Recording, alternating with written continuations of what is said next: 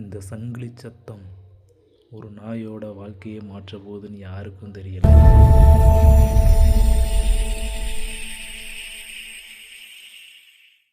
தமிழ்நாட்டோட ஒரு மூலையில் வயசான ஒருத்தரால் உருவாக்கப்பட்டது அந்த நாய் பண்ணை.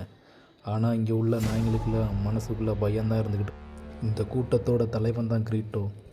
இவனோட தலைமை அன்பால் கிடைக்கல, பயத்தால் வந்தது. இவனோட ஒரு பார்வை போதுமே மற்ற நாய்களோட இதயம் நடுங்கிறதுக்கு.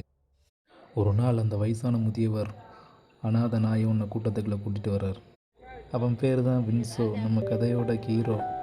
கிழிஞ்சவோட ஆடம்பரம் இல்லாத நடை, ஆனால் அவன் கண்ணில் ஏதோ வலி இருந்தது. அவன் ஒரு அனாதை, ஆனால் விசுவாசத்தை அனாதையாக்காதவன். அந்த வயசானவர் அவன் தலையில் கை வச்சதுமே ஒரு விதை விதைக்கப்பட்டது. அவன் யாரையும் அடிக்கலை, யாரையும் மிரட்டலை. பசியுள்ள நாய்க்கு உணவு கொடுத்தான்.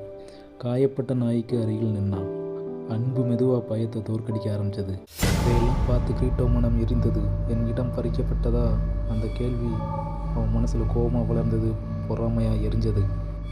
ஒரு நாள் அமைதியாக இருந்தது, ஆனால் அந்த அமைதிக்குள்ளே புயல் வீச தயாராக இருந்தது. ஒரு சங்கிலியின் சத்தம். அது சண்டையின் அறிவிப்பு மாதிரி இருந்தது. கிரீட்டோ சண்டைக்கு வந்தான், ஆனால் வின்சோ ஒரு அடி கூட எடுத்து வைக்காம அமைதியாக நின்றான்.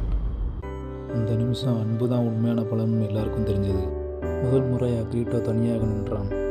அவன் தோத்தது சண்டையில் இல்லை, அன்பு இல்லாததுனால. மறுநாள் காலையில் அந்த முதியவர்